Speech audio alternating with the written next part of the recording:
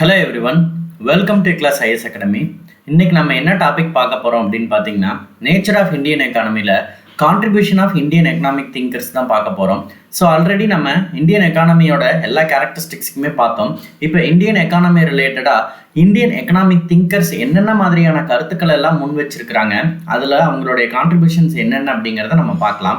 So first இதில் யாரெல்லாம் நமக்கு முக்கியத்துவம் வாய்ந்த பொருளாதார அறிஞர்களாக அல்லது பொருளாதாரம் சார்ந்த கருத்துக்களை முன்வைத்த நபர்களாக நம்ம பார்க்க போகிறோம்னா திருவள்ளுவர்.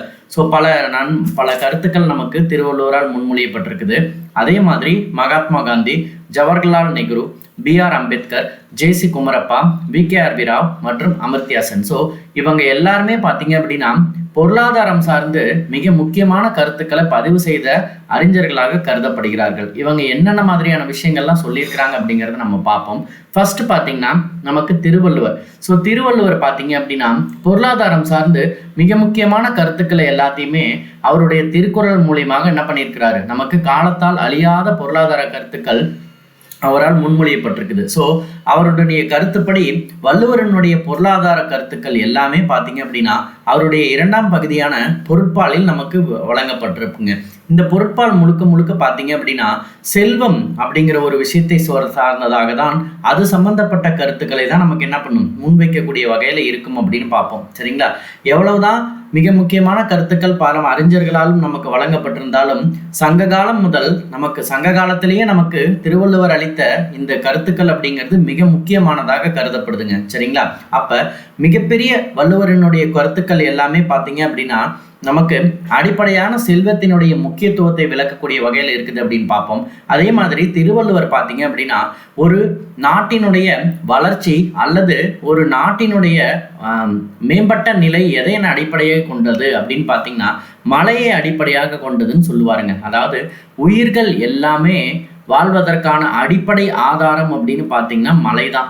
என்ன காரணம் அப்படின்னு பார்த்தீங்கன்னா மழை தான் நமக்கு என்ன பண்ணுது, உணவு அப்படிங்கிற ஒரு விஷயத்த உருவாக்கி கொடுக்குது அப்படிங்கிறதுக்கான எல்லா கருத்துக்களையுமே அவர் முன் வச்சிருப்பாருங்க. சரிங்களா? ஸோ மழைதான் வாழ்வில் அடிப்படையாக உருவாக்குவதாக நம்பினார். மழைதான் உணவு தருகிறது அப்படிங்கிறதையும் நமக்கு நம்பினார். ஸோ இதை நம்ம ஈஸியாக எப்படி புரிஞ்சுக்கலாம் அப்படின்னு பார்த்தீங்கன்னா மழைக்கான ஒரு திருக்குறள் நமக்கு சொல்லியிருப்பாங்க வான் சிறப்பின் மூலமாக. விண்ணின்று பொய்ப்பின் வெறிநீர் வியனுலகத்து உள் நின்று உடற்றும் பசி அப்படின்னு ஒரு திருக்குறள் இருக்குங்க வான் சிறப்புல. ஸோ அதுல என்ன சொல்லுவாங்க அப்படின்னு பார்த்தீங்கன்னா விண்ணின்று பொய்ப்பின் அப்படின்னா வானத்திலிருந்து பொழியக்கூடிய மழை பொய்த்து விட்டால் விண்ணின்று பொய்ப்பின் வியநீர் விரிநீர் வியனுலகத்து உள் நின்று உடற்றும் பசி அப்படின்னு சொல்லுவாங்க. அப்ப இந்த உலகமுமே நீரினால் அகண்டு விரிந்த நீரினால் தான் சூழப்பட்டிருக்கிறது. ஆனால் அவ்வாறு இருக்கக்கூடிய நீரினால என்ன இல்லை, பயன் அப்படிங்கிறது கிடையாது. அப்ப மழைங்கிற ஒரு விஷயம் வானிலிருந்து பெய்யாமல் விட்டால் என்ன ஆகும், இந்த உலகத்தில் 3 பங்கு நீரால் சூழப்பட்டிருந்தாலும் நம்மளுடைய உயிர்கள், இந்த உலகத்தில் வாழக்கூடிய உயிர்கள் எல்லாம் பசியால் வாடும் அப்படிங்கிறது தான் அவரினுடைய கருத்துக்கள். ஏன்னா மழைங்கிற ஒரு விஷயத்தை அடிப்படையாக கொண்டு மட்டும்தான் தாவரங்களினுடைய வளர்ச்சி அப்படிங்கிறது அதிகமாக்கப்படுது. அப்ப தாவரத்தின் மூலமாக மட்டும்தான் நம்ம என்ன பண்றோம், விவசாயம் அப்படிங்கிறத மேற்கொள்ளும் பொழுது நாம் அத்தியாவசியமான பொருட்களை விவசாயத்தின் மூலமாக பெறுகிறோம். அப்ப இதன் மூலியமாக தான் நமக்கு என்ன கிடைக்குது, உணவு அப்படிங்கிற ஒரு விஷயம் கிடைக்குது. அப்படிங்கிறதுனால மழை தான் எல்லாத்திற்குமே வாழ்வினுடைய ஆதாரம், அதாவது உயிர்களினுடைய வாழ்வின் மிகப்பெரிய ஆதாரமாக திருவள்ளுவர் எதை சொல்றாருன்னு கேட்டீங்கன்னா மழை தான். சரிங்களா? ஏன்னா வேளாண்மையை சார்ந்த மழையை தான் சார்ந்து இருக்குது. மழை என்ன பண்ணும் அப்படின்னு கேட்டீங்கன்னா அலிமானத்தையும் தரும், அலிமானத்திலிருந்து மீண்டும் தலைத்தோங்கவும் செய்யும் அப்படின்னு சொல்லிட்டு மழையினுடைய மிக முக்கியத்துவத்தை என்ன பண்றாரு, தன்னுடைய குரலின் மூலமாக நமக்கு விளக்குகிறார் அப்படின்னு பார்க்கலாம். அடுத்தது பார்த்தீங்கன்னா உற்பத்திக்கான காரணிகள்ங்க. ஸோ உற்பத்தி அப்படிங்கிற ஒரு விஷயத்தை பத்தி நம்ம ஏற்கனவே பார்த்திருப்போம். இந்த உற்பத்திக்கான காரணிகள் அல்லது உற்பத்தி சார்ந்த விஷயங்கள்னு பார்க்கும் பொழுது நிலம், உழைப்பு, அதே மாதிரி நம்மளுடைய மூலதனம் மற்றும் தொழில்நுட்பம், காலம் எல்லாத்தையுமே நாம வச்சுதான் உற்பத்தியினுடைய நிலை அப்படிங்கிறத நம்ம உயர்த்தப்பட்டுட்டு இருக்குது அப்படிங்கிறத பார்க்கலாம். இதை தன்னுடைய குரல் மூலியமாக என்ன பண்ணியிருப்பாரு, நமக்கு எக்ஸாக்டா சொல்லியிருப்பாரு. அப்படின்னா நமக்கு பெருமவற்றுள் யாமறிவது இல்லை அறிவருந்த மக்கட்பேறு அல்ல பிற அப்படிங்கிற மாதிரி நமக்கு முக்கியத்துவம் வாய்ந்த பல கருத்துக்களை அந்த குறள்கள் மூலியமாக நமக்கு சொல்லியிருக்கிறார். அடுத்தது விவசாயம் சார்ந்து என்ன மாதிரியான கருத்துக்கள் நமக்கு முன்மொழியப்பட்டிருக்குது அப்படின்னு பார்த்தீங்கன்னா அக்ரிகல்ச்சர் அப்படிங்கிறது தான் மிகப்பெரிய ஒரு பொருளாதார நடவடிக்கை அப்படின்னு நமக்கு திருவள்ளுவர் அப்படிங்கிறவர் சொல்லியிருப்பார். அதை தன்னுடைய குரல் மூலியமா நமக்கு சொல்லியிருப்பார் பாருங்க. உழுதுண்டு வாழ்வாரே வாழ்வார், மற்றெல்லாம் தொழுதுண்டு பின் செல்வார் அப்படின்னு சொல்லுவாங்க. அப்படின்னா இதுல அவர் சொல்ல வர கருத்து என்ன அப்படின்னு பாத்தீங்கன்னா, உழவு தொழில் செய்கிறவங்க மட்டும்தான் இந்த உலகத்தில் சிறந்த தொழிலை செய்பவர்கள் அப்படின்னு நம்ம பார்ப்போம். ஏன்னா அவர்கள் மூலியமாக மட்டும்தான் என்ன கிடைக்குது, உணவு அப்படிங்கிற ஒரு விஷயம் கிடைக்குது. அப்ப அவங்க தான் இந்த உலகத்தில் முதன்மையாக கருதப்படக்கூடிய நபர்களாக இருக்கிற காரணத்தினால அவர்களை சார்ந்துதான் பிற நபர்கள் இருப்பாங்க. அப்ப அந்த விவசாயம் செய்யக்கூடிய நபரை பின்தொடர்ந்து தான் என்ன பண்ணுவாங்க, மற்ற நபர்கள் எல்லாமே போவாங்க. அப்படிங்கிறது தான் இந்த குறளின் மூலமாக விவசாயத்தினுடைய மிகப்பெரிய பங்களிப்பு எவ்வாறு நமக்கு முக்கியத்துவத்தை பெறுகிறதுங்கிறத நம்ம திருவள்ளுவர் பார்த்தீங்கன்னா இந்த குறள் வாயிலாக தெரியப்படுத்துறார். அதே மாதிரி உழவு தொழில் அப்படிங்கிறது மற்ற தொழில்களை விட உயர்ந்ததாக என்ன பண்றாரு வள்ளுவர் பார்த்தீங்கன்னா கருதுறாருங்க. சரிங்களா? ஸோ அடுத்தது பார்த்தீங்கன்னா பப்ளிக் ஃபைனான்ஸுங்க. ஸோ பப்ளிக் ஃபைனான்ஸை பொறுத்த வரைக்கும் நம்ம ஏற்கனவே சொன்னதுதான், பொது நிதி அப்படிங்கிற ஒரு விஷயம் நம்ம பார்க்கும் பொழுது நமக்கு நல்லாவே தெரிஞ்சிருக்கும். ஒரு நாட்டினுடைய பொது நிதி பப்ளிக் ஃபைனான்ஸ் அப்படின்னு நம்ம சொல்றோம் அப்படின்னாலே இது இப்பொழுது என்ன பெயரால் அழைக்கப்படுது அப்படின்னு பார்த்தீங்கன்னா ஃபிஸ்கல் எக்கனாமிக்ஸ். நாம இது பின்னாடி பார்ப்போம். ஸோ நிதி பொருளியல் அப்படின்னு நம்ம சொல்லுவோம். இந்த நிதி பொருளியலுக்கு தான் என்ன சொல்லியிருப்பாருன்னு பார்த்தீங்கன்னா, அழகா தன்னுடைய 478வது திருக்குறளா சொல்லியிருப்பாரு.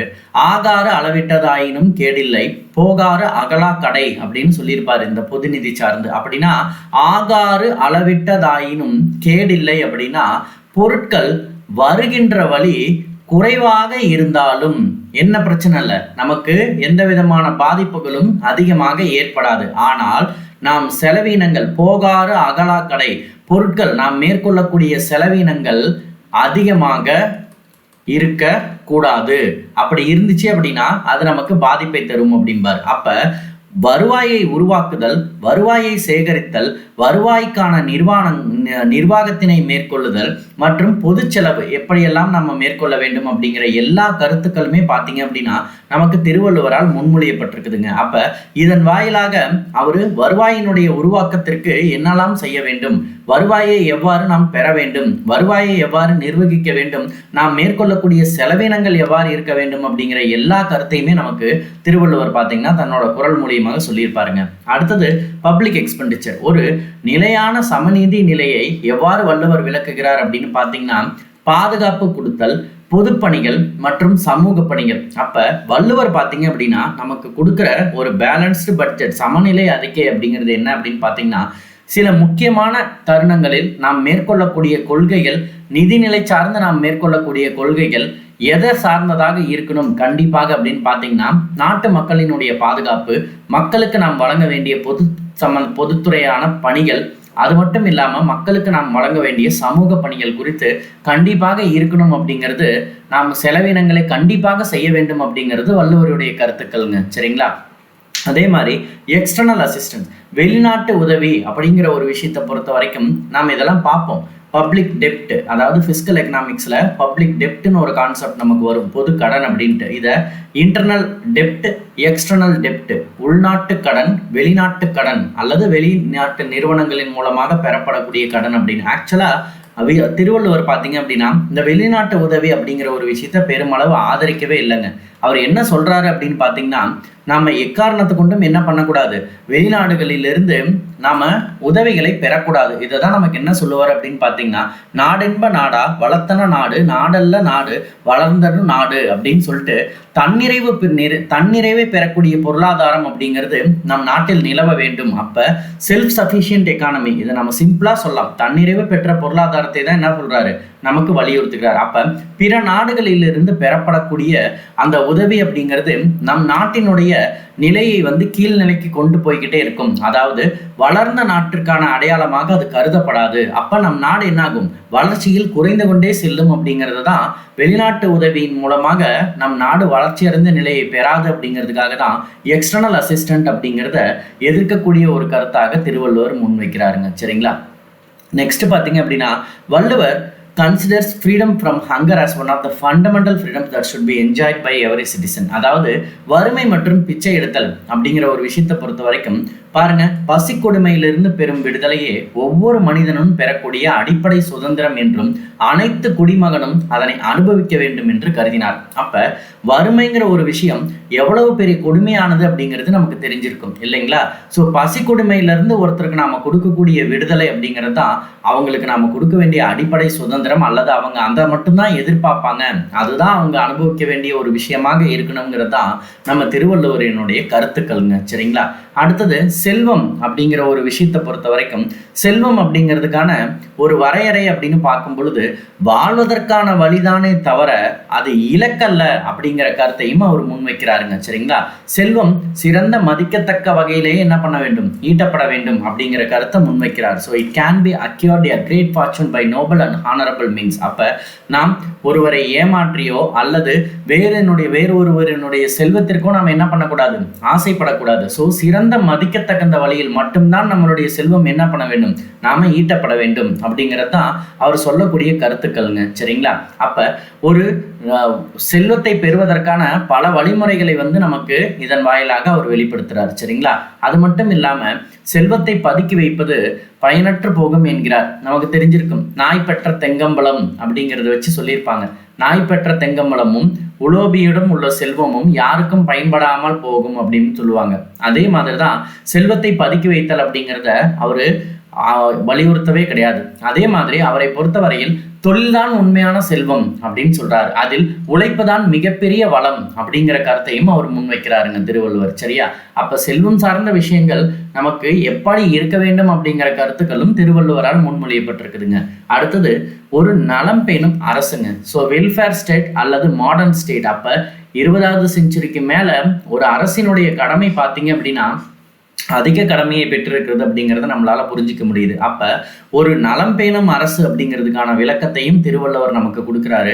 ஒரு நலம் பேணும் அரசு என்னத்தெல்லாம் நமக்கு கொடுக்கணும் அப்படின்னு பார்த்தீங்கன்னா, it does not allow to have poverty, illiteracy, disease and industries. அப்ப ஒரு அரசின் பார்த்தீங்க அப்படின்னா ஒரு நலம் பேணும் அரசு நம் நாட்டில் எப்படி இருக்கணும், வறுமைங்கிற ஒரு விஷயம் இல்லாம பார்த்துக்கணும், எழுத்தறிவின்மை இல்லாததை பார்த்துக்கணும், நோய்கள் அப்படிங்கிற ஒரு விஷயம் இல்லாதவாறு என்ன பண்ணணும், பார்த்துக்க வேண்டியதுதான் மிக முக்கியமான கடமை அப்படின்னு நமக்கு சொல்றாரு. ஸோ அதை பாருங்க எப்படி நமக்கு எக்ஸ்பிளைன் பண்ணியிருக்கிறாருன்னு. நலம் பெறும் அரசின் முக்கிய கூறுகள் என்னன்னு பார்த்தீங்கன்னா, நோய் நொடியற்ற ஆரோக்கியமான மக்கள். இதை தான் நாம இப்போ ஃபாலோ பண்ண ட்ரை பண்ணிட்டு இருக்கிறோம். IMR, MMR அப்படின்னு நம்ம இண்டிகேட்டர்ஸ் பார்த்தோம் இல்லைங்களா? So infant mortality rate and maternal mortality rate. So நோய் நொடியற்ற ஆரோக்கியமான மக்கள் வாழணும் அப்படின்னா அவர்களுக்கான அடிப்படை விஷயங்கள் எல்லாத்தையுமே அரசு தான் உருவாக்கி தரணும் அப்படிங்கிற கருத்துக்களும் திருவள்ளுவரால் முன்மொழியப்பட்டிருக்குது. அது மட்டும் இல்லாம தேவைப்படக்கூடிய செல்வம் அப்படிங்கிறதும் மக்களுக்கு கிடைக்கப்பட வேண்டும் அப்படிங்கிறத சொல்லியிருக்கிறாரு. நல்ல விளைச்சலை வழங்கக்கூடிய நம்மளுடைய கிராப்ஸ், குட் கிராப்ஸ்ன்னு நம்ம சொல்லுவோம் பார்த்தீங்களா, நம்மளுடைய உணவுக்காக நம்ம பயன்படுத்தக்கூடியது நமக்கு நல்ல முறையில் கிடைக்கணும். அதே மாதிரி ப்ராஸ்பரிட்டி அண்ட் ஹாப்பினஸ், வளம் மற்றும் மகிழ்ச்சி அப்படிங்கிற கருத்துக்களும் நமக்கு கண்டிப்பாக இருக்கணும் அப்படிங்கிறத அவர் சொல்றாரு. அது மட்டும் இல்லாமல் அவர் சொன்ன பப்ளிக் எக்ஸ்பெண்டிச்சர்ல வர இம்பார்ட்டண்ட்டான ஒரு விஷயம் என்னன்னா பாதுகாப்பு.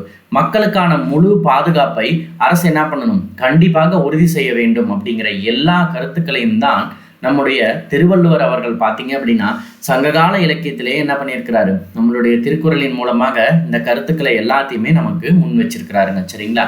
நெக்ஸ்ட் ஒரு இம்பார்ட்டண்ட்டான எக்கனாமிக் கான்ட்ரிபியூட்டர் அப்படின்னு பார்த்தீங்கன்னா நம்மளுடைய மகாத்மா காந்திங்க. மகாத்மா காந்தியினுடைய நிறைய கருத்துக்கள் பார்த்தீங்க அப்படின்னா நமக்கு பொருளாதாரம் ரீதியா அவர் சொன்ன விஷயங்கள் தான் இன்றளவுக்கும் நமக்கு என்ன பண்ணுது, மிகப்பெரிய ஒரு விஷயத்த கொடுத்துட்டு இருக்குது அப்படின்னு பார்க்கலாம். ஸோ காந்திய பொருளாதாரம் அப்படிங்கிறது ஆக்சுவலாக நம்ம 5 இயர் பிளான்ஸ் பார்க்கும் பொழுது பார்ப்போம். SN அகர்வால் அப்படிங்கிறவங்க பார்த்தீங்கன்னா ஆக்சுவலாக காந்தி பார்த்தீங்கன்னா அவருடைய அரசியல் குருவா யாரை சொல்லுவார் அப்படின்னு பார்த்தீங்கன்னா கோபாலகிருஷ்ண கோகலே அவர் சொல்லுவார். சரிங்களா? ஆனால் காந்தியை ஃபாலோ பண்ணுற பேர் நிறைய பேர் இருந்தாங்க. ஸோ அந்த மாதிரி SN அகர்வால் பார்த்தீங்க அப்படின்னா காந்திய பொருளாதாரம் அப்படிங்கிற கருத்தை முன் வச்சிருப்பாரு. ஏன்னா காந்திய பொருளாதாரம் அப்படிங்கிறது எப்போதுமே எதை சார்ந்ததாக இருக்கும் அப்படின்னு பார்த்தீங்கன்னா கிராமப்புறத்தில் 60% மக்கள் மேற்கொள்ளக்கூடிய விவசாயம், இந்தியாவினுடைய மிகப்பெரிய ஒரு தொழிலாக கருதப்படக்கூடிய விவசாயம் 60% மக்களால் பின்பற்றப்படுகிறது. அந்த விவசாயம் பிளஸ் அதனுடன் சேர்ந்த கிராமப்புற வளர்ச்சி, இந்த 2 விஷயங்களை தான் நமக்கு என்ன சொல்லுவாங்க, காந்திய பொருளாதாரம் அப்படின்னு சொல்லுவாங்க. அப்போ காந்தியினுடைய பொருளாதார கொள்கை அப்படிங்கிறது பார்த்தீங்க அப்படின்னா ஒரு தேசத்தின் அல்லது ஒரு தனியாரின் தார்மீக ஒழுக்க நெறிகளை காயப்படுத்தினால் அந்த பொருளாதார நடவடிக்கையும் இழுக்கானது, மேலும் அது பாவமானது என எழுதுகிறார். சரிங்களா? அப்ப ஒரு பொருளாதாரம் சார்ந்த விஷயங்கள் நாட்டு மக்களுக்கு பயனளிக்கக்கூடிய வகையில மட்டும்தான் இருக்கணும். அது என்ன பண்ணக்கூடாது, அது பாவத்தை கிரியேட் பண்ணக்கூடாது, அது எந்த விதத்திலையும் என்ன பண்ணக்கூடாது, மக்களை பாதிக்காத வகையில் தான் நம்மளுடைய கொள்கைகள் இருக்கணும் அப்படிங்கிறது தான் காந்தியினுடைய மிகப்பெரிய கருத்துக்கள்ங்க. இதே 1924 மறுபடியும் என்ன பண்றாரு அப்படின்னு பாத்தீங்கன்னா, தார்மீக மதிப்புகளை புறந்தள்ளும் பொருளாதாரம் உண்மையற்றது என அதே நம்பிக்கையை மீண்டும் என்ன பண்றாரு 1924 தன்னுடைய இன்னொரு கருத்தாக முன்வைக்கிறார் காந்தி அவர்கள். சரிங்களா? காந்தியினுடைய கருத்துக்களின் பிரகாரம் நீங்க பாத்தீங்க அப்படின்னா, அவரு சில முக்கியமான சிந்தனைகளை நமக்கு சிறப்பியல்களா சொல்லியிருப்பாரு. ஃபர்ஸ்ட் விஷயம் பாத்தீங்க அப்படின்னா, கிராம குடியரசுங்க.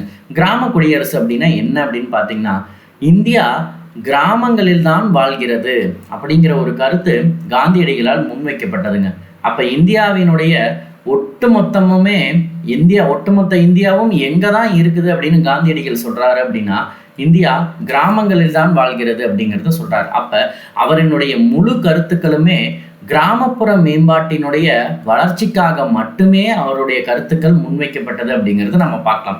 அவருக்கு பின்னாடி வந்த மற்ற தலைவர்களும் அவங்கள ஃபாலோ பண்ணவங்களும் இதே மாதிரியான கருத்துக்களை தான் நமக்கு முன் வச்சாங்க. அது மட்டும் இல்லாம இவர் இயந்திரங்கள் பயன்படுத்துதல் மற்றும் நகரமயமாதல் அப்படிங்கிறத எதிர்த்த ஒரு நபராகவே நாம கருதலாம். சரிங்களா? அப்ப நகரமயமாதல், தொழில்மயமாகுதல் அப்படிங்கிறது மனிதனுடைய வாழ்க்கை தரத்தையும் மனிதனுடைய உழைப்பையும் வீண் செய்துவிடும் அப்படிங்கிறதுல நமக்கு மிக முக்கியமான கருத்துக்களை முன்வைத்த ஒரு நபர் தான் நம்மளுடைய காந்தியடிகள். அவரு கிராம குடியரசு அப்படிங்கிறதின் அடிப்படையில் அவர் சொல்லக்கூடிய கருத்துக்கள் இது எல்லாம் தான். சரிங்களா? அடுத்தது பாத்தீங்கன்னா இயந்திரங்கள்ங்க. இயந்திரங்களை பொறுத்த வரைக்கும் காந்தியடிகள் பாத்தீங்க அப்படின்னா இயந்திரங்களை ஒரு மிகப்பெரிய பாவம் என சொல்கிறார். அப்ப இயந்திரங்களினுடைய பயன்பாடு நமக்கு என்னத்தை பண்ணும் அப்படின்னு கேட்டிங்கன்னா, நம்மளுடைய மனித உழைப்பை வீண் செய்து மெஷின்கிற ஒரு விஷயம் நமக்கு வர வர வர வர அது அதிகப்படியான பாவத்தை தான் நமக்கு ஈட்டி தரும் அப்படிங்கிறது தான் காந்தியடிகளினுடைய மிகப்பெரிய கருத்துக்கள்.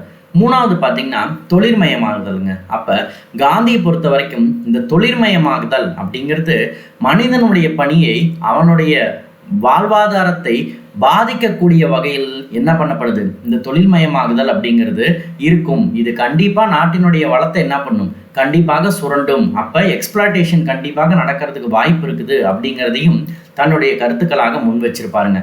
நாலாவது விஷயம் என்ன அப்படின்னு பாத்தீங்கன்னா டீசென்ட்ரலைசேஷன் அப்படின்னு நம்ம சொல்லுவோங்க. அப்ப he advocated decentralized economy அப்படின்னு நம்ம சொல்லலாம். அப்ப எங்க நமக்கு உற்பத்திகள் இருக்குதோ, அதாவது ஸ்மால் ஸ்கேல் இண்டஸ்ட்ரீஸ் அப்படிங்கிற மாதிரியான ஸ்மால் ஸ்கேல் ப்ரொடக்ஷன் அப்படிங்கிறத ஊக்குவித்த ஒரு நபர் தான் நம்மளுடைய மகாத்மா காந்தி அவர்கள். சரிங்களா? அப்ப லார்ஜ் ஸ்கேல் இண்டெக்ஸ், அதாவது ரொம்ப சிம்பிளா சொல்லணும்னா குடிசை தொழில்கள். சரிங்களா?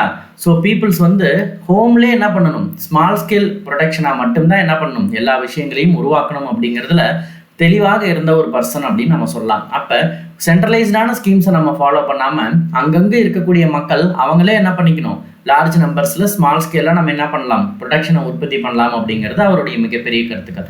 ஐந்தாவது பார்த்தீங்கன்னா சர்வோதயா திட்டம்ங்க. அப்போ காந்தியினுடைய கோட்பாடு படி உண்மையான இந்தியர்கள், சரிங்களா, அக்கார்டிங் டு த காந்தி, உண்மையான இந்தியர்கள் எங்குதான் இருப்பாங்க அப்படின்னு பார்த்தீங்கன்னா கிராமங்களில் தான் வாழ்வாங்க, அவங்க நகரங்களில் வாழ மாட்டாங்க அப்படிங்கிறது தான் காந்தியினுடைய மிக முக்கியமான கருத்துங்க. சரிங்களா? அப்ப நகரங்களில் வாழக்கூடியவங்களாம் இந்தியர்களே இல்லையா அப்படின்னு நம்ம சொல்லக்கூடாது. கிராமங்களில் வாழும் பொழுதுதான் அவர்களினுடைய சுய தேவை மற்றும் அந்த கிராமங்களினுடைய வளர்ச்சி மேம்பட்ட நிலையை அடையும் அப்படிங்கிறது தான் கிராம சர்வோதயா திட்டத்தின் மூலமாக, வில்லேஜ் சர்வோதயா மூலமாக அவர் தெரியப்படுத்தக்கூடிய விஷயம். அதே மாதிரி பிரெட் லேபருங்க, உடல் உழைப்பு, அதாவது மனிதனுடைய உழைப்பு எப்போதுமே மதிக்கத்தகுந்த ஒரு விஷயமாக இருக்கக்கூடியது என்னவா இருக்கும் அப்படின்னு பார்த்தீங்கன்னா மனிதனுடைய உழைப்புங்க. சரிங்களா? அப்ப மனிதன் கடவுள் மனிதனை படைத்ததற்கான காரணம் என்ன அப்படின்னு பார்த்தீங்கன்னா, ஒவ்வொரு மனிதனும் தன்னுடைய உழைப்பை மேற்கொண்டு அதன் மூலியமாக வியர்வையை சிந்தி அதன் மூலியமாக கிடைக்கக்கூடிய பணத்தை வைத்து அதன் மூலமாக மட்டும்தான் அவன் என்ன செய்ய வேண்டும், அவனுடைய வாழ்க்கையை மேம்படுத்த வேண்டும். அப்ப அவன் உழைப்பிற்கு, அவன் சாப்பிடுவதற்காக என்ன பண்ணும், தன்னுடைய உடல் உழைப்பை மேற்கொள்ள வேண்டும் அப்படிங்கிறது தான் காந்தியினுடைய கருத்துக்கள். ஆனா இது நடைமுறைப்படுத்த முடிஞ்சுதா அப்படின்னு கேட்டீங்கன்னா நம்ம அர்பனைசேஷன், இண்டஸ்ட்ரியலைசேஷன் சொல்லக்கூடிய நிறைய செயல்பாடுகளின் காரணமாக இது இன்னைக்கு அப்படியே மாறிடுச்சு அப்படிங்கிறத நம்ம சொல்ல முடியுதுங்க. சரிங்களா? அது மட்டும் இல்லாமல் அறக்கட்டளை கோட்பாடு, டாக்ட்ரின் ஆஃப் ட்ரஸ்டிஷிப் அப்படின்னு நம்ம சொல்லுவோம். சரிங்களா? அப்போ கேபிட்டலிஸ்டிக் அல்லது நம்ம பொதுவாகவே செயல்படக்கூடிய அந்த கேபிட்டலிஸ்டிக் முதலாளித்துவ பொருளாதாரம் அல்லது கிரானிக் கேபிட்டலிசம்னு சொல்லுவோம். Casino capitalism and chronic capitalism இது எல்லாமே பார்த்தீங்க அப்படின்னா தொடர்ந்து என்ன ஆகிட்டு இருக்குது, அதிகரித்து கொண்டே வந்துட்டு இருக்கிற காரணத்தினால இது மக்களுக்கான ஒரு பாதிப்பான நிலையை கிரியேட் பண்ணும் அப்படிங்கிறதையும் அவர் சொன்னார். அடுத்தது பார்த்தீங்கன்னா உணவு ப்ராப்ளம்ங்க, உணவு பிரச்சனை அப்படின்னு நம்ம சொல்லலாம். சரிங்களா? காந்தி எப்போதுமே பார்த்தீங்க அப்படின்னா ஃபுட் கண்ட்ரோல் அப்படிங்கிற ஒரு விஷயம் மனிதனால், அதாவது ஃபுட் கண்ட்ரோலுங்கிறத தாண்டி பஞ்சம் அப்படிங்கிற ஒரு விஷயம் இயற்கையாக ஏற்படுவதற்கு வாய்ப்பு கிடையாது, இது செயற்கையான முறையில் உருவாக்கப்படக்கூடிய ஒரு பிரச்சனையாக தான் கருதப்படுது. ஏன்னா இந்தியாவில் நமக்கு தேவைப்படக்கூடிய எல்லா விஷயங்களுமே இருந்த போதிலும் நமக்கு பஞ்சம் அப்படிங்கிற ஒரு விஷயம் ஏற்படுவதற்கான பல காரணங்கள் இருந்துச்சு அப்படிங்கிறதையும் காந்தியடிகள் சொல்றார். அதே மாதிரி மக்கள் தொகை இன்றைக்கு மிகப்பெரிய ஒரு பாதகமான சூழ்நிலையாக இருப்பதற்கான காரணம் 30 கோடி இருந்த மக்கள் தொகையினுடைய அளவு 121 கோடியாக நம்மளுடைய 2011 அதிகரிச்சிருக்குது. 100 வருட காலத்தில் நமக்கு என்ன இருக்குது, 4 மடங்காக அதிகரித்திருக்குது நம்மளுடைய மக்கள் தொகை. சரிங்களா?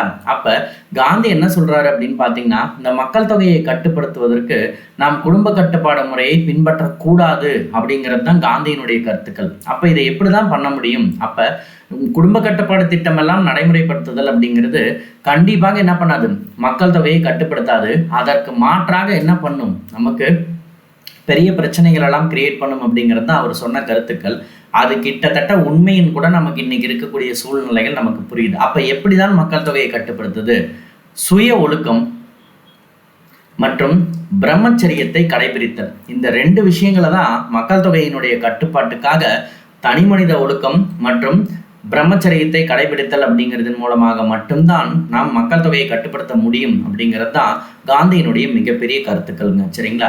அடுத்தது ப்ராஹிபிஷன், மது விலக்குங்க. காந்தி எப்போதுமே பார்த்தீங்க அப்படின்னா இந்த மாதிரி மதுவை பயன்படுத்துதல் அப்படிங்கிறது மனிதனுடைய வாழ்வு அழிந்து கொண்டே செல்லும், இதனால் பல பிரச்சனைகள் வரும் அப்படிங்கிறது தான் காந்தியினுடைய கருத்துக்கள்ங்க. அதனால தான் குஜராத்தில் பார்த்தீங்க அப்படின்னா மதுங்கிற ஒரு விஷயமே கிடையாதுங்க. சரிங்களா? ஸோ இந்த மாதிரி தான் காந்தியினுடைய கருத்துக்கள் மிகப்பெரிய பங்களிப்பை நமக்கு பொருளாதாரம் சார்ந்து சொல்லப்பட்டிருக்குது அப்படிங்கிறத நம்ம புரிஞ்சுக்கணும். சரிங்களா? நெக்ஸ்ட் பார்த்தீங்கன்னா ஜவஹர்லால் நேருங்க. ஜவஹர்லால் நேருவை பொறுத்த வரைக்கும் one of the chief builders of the modern India, அதாவது நவீன இந்தியாவை கட்டமைத்த முதன்மை சிற்பிகளில் ஒருவராக ஜவஹர்லால் நேரு கருதப்படுகிறார். சரிங்களா? அதே மாதிரி இண்டிபெண்டன்ஸ் கிடைச்ச உடனே நம்மளுடைய ஃபர்ஸ்ட் பிரைம் மினிஸ்டர் யாரு அப்படின்னு கேட்டிங்கன்னா நம்மளுடைய ஜவஹர்லால் நேரு தாங்க. சரிங்களா? அவரோட டேட் வரைக்குமே அவர் என்ன பண்ணாரு, இந்தியாவினுடைய பிரைம் மினிஸ்டராக இருந்தார் அப்படிங்கிறத நம்ம பார்க்கலாம். சரிங்களா? ஸோ ஜவஹர்லால் நேருவை பொறுத்த வரைக்கும் அவர் மிகப்பெரிய ஒரு பேட்ரியட்டு. அது மட்டும் இல்லாமல் அவருடைய செயல்பாடுகள், அவர் பொருளாதாரம் சார்ந்து வழங்கப்பட்ட கருத்துக்கள், அவர் இந்த சமூகம் சார்ந்து கிரியேட் பண்ண பல சமூகம் சார்ந்து இருந்த பிரச்சனைகள் எல்லாத்தையும் சரி செய்வதற்காக அவர் மேற்கொண்ட நடவடிக்கைகள் அப்படின்னு பார்த்தீங்கன்னா நிறைய விஷயங்கள் நமக்கு இருந்திருக்கும். ஸோ அதில் மிக முக்கியமானதாக அவர் சொன்ன விஷயம் என்ன அப்படின்னு பார்த்தீங்கன்னா டெமோக்ரஸி அண்ட் செக்குலரிசம்ங்க. ஜனநாயகம் மற்றும் மதச்சார்பின்மை அப்படிங்கிறது மிகப்பெரிய ஒரு விஷயம். சரிங்களா?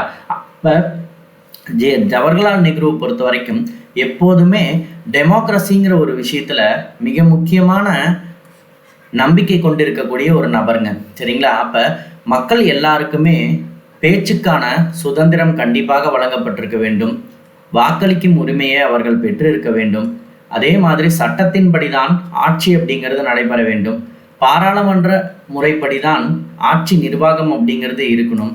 அது மட்டும் இல்லாமல் மதச்சார்பின்மை, செக்குலரிசம் அப்படிங்கிற ஒரு விஷயம் சார்ந்த எல்லா கருத்துக்களையுமே நெஹ்ரு அவர்கள் பார்த்தீங்க அப்படின்னா முன் வச்சிருப்பாருங்க. அது மட்டும் இல்லாமல் இந்தியா அப்படிங்கிறது பல மதங்களை கொண்ட ஒரு நாடாக தான் செயல்படும். அதாவது இஸ்லாம்ஸ் இருப்பாங்க, கிறிஸ்டியனிட்டிஸ் இருப்பாங்க, ஹிந்துஸ்தானியம் இருப்பாங்க, புத்திசம் இருப்பாங்க, ஜெயினிசம் இருப்பாங்க, சீக்கிசம் இருப்பாங்கன்னு சொல்லிட்டு எல்லாருமே வாழக்கூடிய ஒரு நாடாக தான் இந்தியா கருதப்படுகிறது. இந்நாட்டில் ஜனநாயக ஆட்சியும் மதச்சார்பற்ற நிலையும் தான் என்ன பண்ணப்படுது, பின்பற்றப்பட வேண்டும். அப்ப மக்களுக்கான அரசாங்கத்தை மக்களால் மக்களே தேர்ந்தெடுக்கப்படக்கூடியது தான் நம்ம டெமோக்ரஸி, ஜனநாயகம் அப்படின்னு சொல்றோம். அதற்கான முழு செயல்பாடுகளும் நம்முடைய அரசியலமைப்பில் வழங்கப்பட்டிருக்கிறது. அதற்கு மிகப்பெரிய காரணமாக இருந்தவர் நம்முடைய நெஹ்ரு அப்படிங்கிறத நம்ம சொல்லலாம். அது மட்டும் இல்லாமல் equal respect for the all religions. அப்போ அனைத்து மதத்தினருமே நம்ம என்ன பண்ண முடியும், முறையாக மதிக்கப்பட வேண்டும் அப்படிங்கிறது தான் அவருடைய மிகப்பெரிய கருத்துங்க. சரிங்களா? ரெண்டாவது பார்த்தீங்க அப்படின்னா திட்டமிடுதல் அப்படிங்கிற ஒரு விஷயம் நமக்கு எவ்வளோ பெரிய ஒரு குரோத்தை கொடுத்துச்சுங்கிறத நம்ம பார்ப்போம். 5 ஆண்டு திட்டங்கள் அப்படின்னு ஒரு விஷயத்த நம்ம பார்ப்போம். சரிங்களா? ஆக்சுவலாக 1938 நேஷனல் பிளானிங் கமிஷன் அப்படிங்கிற ஒரு விஷயத்த உருவாக்க ட்ரை பண்ணியிருப்பாரு. ஆனால் அவரால் அந்த கால சூழ்நிலையில் என்ன பண்ணியிருக்க முடியாது, அதற்கான வெற்றி அப்படிங்கிறது அந்த டைமில் பெற்றிருக்க முடியாது. ஆனால் தன்னுடைய 2வது 5 ஆண்டு திட்டம், செகண்ட் 5 இயர் பிளான், சரிங்களா? ஸோ ஃபர்ஸ்ட் 5 இயர் பிளானை பொறுத்த வரைக்கும் விவசாயம் அப்படிங்கிறது தான் முதல் 5 ஆண்டு திட்டத்தினுடைய நோக்கமாக இருந்துச்சு. பட் 2வது 5 ஆண்டு திட்டத்தினுடைய நோக்கம் என்ன அப்படின்னு பார்த்தீங்கன்னா முழுக்க முழுக்க தொழிற்சாலைகளை உருவாக்குதல் அப்படிங்கிறதின் அடிப்படையில் நமக்கு கனரக தொழிற்சாலைகள் மற்றும் பொதுத்துறை சார்ந்த தொழிற்சாலைகள் நிறைய உருவாவதற்கு அடிப்படை காரணமாக இந்த 2வது 5 ஆண்டு திட்டம் உருவாவதற்கு மிகப்பெரிய பங்களிப்பை கொடுத்த நபர் பார்த்தீங்க அப்படின்னா நம்மளுடைய நெஹ்ரு தான். சரிங்களா? ஸோ 1956 மே 1956 லோக்சபாவில் பார்த்தீங்க அப்படின்னா இதற்கான எல்லா விஷயங்களுமே விவாதிக்கப்பட்டதுங்க. சரிங்களா? அது மட்டும் இல்லாமல் ஒரு திட்டமிடுதல் அப்படிங்கிறதின் மூலமாக மட்டுமே நம்மால் என்ன பண்ண முடியும், நம்மிடம் உள்ள வளங்களை முறையாக பயன்படுத்தி அதன் மூலியமாக நாட்டினுடைய பொருளாதார வளர்ச்சியை மேம்பட்ட நிலைக்கு கொண்டு செல்ல முடியும் அப்படிங்கிற கருத்துக்கள் நம் திட்டமிடுதலின் மூலயமாக மட்டுமே நடைமுறைப்படுத்த முடியும் அப்படிங்கிறது தான் நம்ம நெஹ்ருவினுடைய திட்டமிடுதலுக்கான கருத்துக்கள்ங்க. அது மட்டும் இல்லாமல் நெஹ்ருவினுடைய பங்களிப்பின் காரணமாக தான் நம்மளுடைய தகவல் தொழில்நுட்பம், அதாவது நம்மளுடைய அறிவியல் சார்ந்த வளர்ச்சி மற்றும் தொழில்நுட்பம் சார்ந்த வளர்ச்சி, தொழிற்சாலைகள் சார்ந்த வளர்ச்சி இன்றளவுக்கும் இந்த அளவுக்கு ஒரு அதிக முக்கியத்துவத்தை பெற்றிருப்பதற்கான காரணம் நெஹ்ருவினுடைய திட்டமிடுதல் அப்படிங்கிறத நம்மளால எப்போதுமே மறக்க முடியாது. இவருடைய காலகட்டத்தில் தான் நமக்கு என்னாச்சு அப்படின்னு பார்த்தீங்கன்னா இந்தியன் இன்ஸ்டிடியூட் ஆஃப் டெக்னாலஜி மற்றும் பல்வேறு ஆராய்ச்சி நிறுவனங்கள், பயிற்சி நிறுவனங்கள் எல்லாமே பார்த்தீங்க அப்படின்னா துவங்கப்பட்டதுங்க. எப்போதுமே அறிவியல் மனப்பான்மையை பற்றிய ஒரு மிகப்பெரிய விளக்கத்தை கொடுத்து கொண்டே இருக்கக்கூடிய ஒரு நபராகவும் அறிவியல் சிந்தனைகளை நம் மனதில் வளர்ப்பதற்காக பல முயற்சிகளை மேற்கொண்ட ஒரு நபராகவும் தான் நம்மளுடைய காந்தி அவர்கள் கருதப்படுகிறார். சரிங்களா? ஸோ இதுதான் நம்ம சயின்டிஃபிக் டேம்பர் அப்படின்னு நம்ம சொல்லுவோம். சரிங்களா? அடுத்தது பார்த்தீங்கன்னா நம்மளுடைய டெமோக்ராட்டிக் சோசியலிசம்ங்க. ஸோ சோசியலிசம் அப்படிங்கிறத பொறுத்த வரைக்கும் ஜனநாயக சமதர்மம் அப்படின்னு பார்ப்போம். ஸோ சோசியலிசம் இங்கே எப்படி செக்குலரிசம்க்கு அதிகப்படியான முக்கியத்துவம் கொடுத்தாரோ அந்த மாதிரி சமதர்மம் அப்படிங்கிறதுக்கும் நெஹ்ருவினுடைய பங்களிப்பு மிக முக்கியத்துவத்தை கொடுக்குது அப்படிங்கிறத பார்க்கலாம். அவருடைய அடிப்படை, அவருடைய கருத்துக்களின்படி நெஹ்ருவினுடைய சோசியலிசம் அவர் பின்பற்றது ஜனநாயக சமதர்மம். சரிங்களா? So that's all about the contribution of the Nehru அப்படின்னு நம்ம பார்க்கலாம். சரிங்களா? அடுத்தது பார்த்தீங்கன்னா B.R. அம்பேத்கருங்க. B.R. அம்பேத்கரை பற்றி நமக்கு நல்லாவே தெரிஞ்சிருக்கும். B.R. Ambedkar was a versatile personality, மிக பன்முகத்தன்மை பெற்றவர்னு பார்க்கலாம். நம்முடைய இந்திய அரசியலமைப்பினுடைய சட்டத்தை உருவாக்கிய சிற்பி, சமதர்ம காவலர், சமூக நீதியின் பாதுகாவலர், அரசின் திட்டங்களை வடிவமைத்தர்னு பல்வேறு பட்டங்கள் அவருக்கு வழங்கப்பட்டிருக்கும். சரிங்களா? ஸோ அம்பேத்கரினுடைய பல ரைட்டிங்ஸ் பார்த்தீங்க அப்படின்னா அவருடைய படிப்பு சம்மந்தப்பட்ட விஷயங்கள் எல்லாமே பார்த்தீங்கன்னா நமக்கு மிகப்பெரிய பொருளாதாரம் ரீதியான பல முன்னேற்றங்களை பெறுவதற்காக நமக்கு அடித்தளம் அமைக்கப்பட்டது அப்படிங்கிறத பார்க்கலாம். ஸோ அவருடைய தீசிஸ் பாருங்க, கொலம்பியா யூனிவர்சிட்டியில் கொடுத்தது ஏன்ஷியன்ட் இந்தியன் காமர்ஸ் அப்படிங்கிறது மாஸ்டர் டிகிரிக்காக அவர் கொடுக்குறாரு. அதே மாதிரி national dividend of India historical and analytical ஸ்டடிங்கிறது PhD அவருக்கு பார்த்தீங்கன்னா அவார்ட் பண்ணி கொடுத்துச்சு அப்படின்னு பார்க்கலாம். அது மட்டும் இல்லாமல் the evolution of a provincial finance in British India, study of the provincial decentralisation of imperial finance அப்படிங்கிறதும் அவருடைய தீசிஸாக கருதப்படுது. சரிங்களா? ஸோ இதில் ஆச்சரியப்படக்கூடிய விஷயம் என்ன அப்படின்னு பார்த்தீங்கன்னா அவருடைய படிப்பான the problem of the rupee அப்படிங்கிறது தான் DSc டிகிரி லண்டன் ஸ்கூல் நமக்கு எக்கனாமிக்ஸ் அவருக்கு அந்த பட்டத்தை கொடுத்துச்சு அப்படின்னு பார்க்க முடியுது. அப்போ அவருடைய இந்த படிப்பு இது எல்லாமே பார்த்தீங்க அப்படின்னா பொருளாதாரம் சார்ந்ததாக மட்டும்தான் இருந்திருக்கும். ஆனால் அம்பேத்கரை பொறுத்த வரைக்கும் பார்த்தீங்க அப்படின்னா அவர் அரசியலமைப்பு சார்ந்த ஒரு நபராகவே கருதப்பட்டிருப்பார். ஆனால் அடிப்படையில் பார்த்தீங்க அப்படின்னா அவருடைய எல்லா கருத்துக்களுமே நமக்கு முழுக்க முழுக்க பார்த்தீங்க அப்படின்னா பொருளாதாரம் சார்ந்ததாக தான் இருந்திருக்கும். சரிங்களா? இவரை மிகப்பெரிய ஒரு சோசியலிசம் அண்ட் பிளானிங் அப்படின்னு நம்ம நிறைய விஷயங்கள் இவருடைய படிப்பும் இவருடைய கல்வி தரமும் நமக்கு பயன்பட்டுச்சு அப்படிங்கிறத நம்ம பார்க்கலாம். அது மட்டும் இல்லாமல் இவருடைய அந்த problem of the rupee its origin and solutions அப்படிங்கிறது தான் நம்மளுடைய இந்திய ரிசர்வ் வங்கிங்க. ஆக்சுவலாக இந்த ஆர்பிஐ அப்படிங்கிறது பார்த்தீங்கன்னா ஆங்கிலேயர் காலகட்டத்தில் துவங்கப்பட்டதாக இருக்கும். 1934 ஆர்பிஐ ஆக்டின் பிரகாரம் 1 ஏப்ரல் 1935 தான் ஆர்பிஐ அப்படிங்கிறது நடைமுறைப்படுத்தப்பட்டிருக்கும். சரிங்களா? ஸோ இந்த ஆர்பிஐயினுடைய எல்லா கைட்லைன்ஸுமே உருவாகிறதுக்கான காரணம் அப்படின்னு பார்த்தீங்கன்னா இவருடைய தீசிஸ்லேருந்து எடுக்கப்பட்ட அந்த கொள்கைகள் தாங்க. சரிங்களா?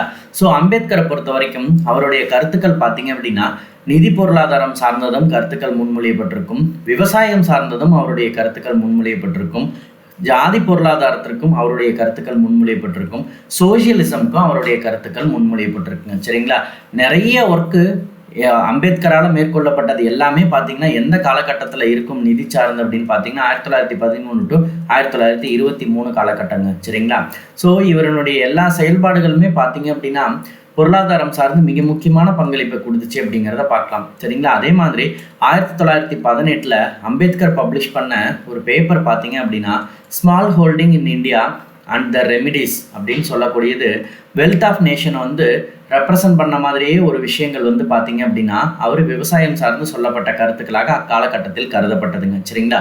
ஸோ இந்த மாதிரியான கருத்துக்கள் எல்லாமே பார்த்தீங்க அப்படின்னா அம்பேத்கரால் முன்மொழியப்பட்ட பொருளாதார கருத்துக்களாக கருதப்படுதுங்க. ஸோ ஃபினான்ஷியல் எக்கனாமிக்ஸ், அதாவது நிதி பொருளாதாரம், agricultural economics, economics of caste and சமதர்ம பொருளாதாரம்னு சொல்லிட்டு அவருடைய கருத்துக்கள் எல்லாமே மிகப்பெரிய பங்களிப்பை இந்த துறைக்கு கொடுத்துச்சு அப்படிங்கிறதுல எந்த விதமான மாற்று கருத்துமே கிடையாதுங்க. சரிங்களா? So that's all about the financial economics, agricultural, economics of caste and economics of socialism அப்படின்னு நம்ம பார்க்கலாம். Thank you.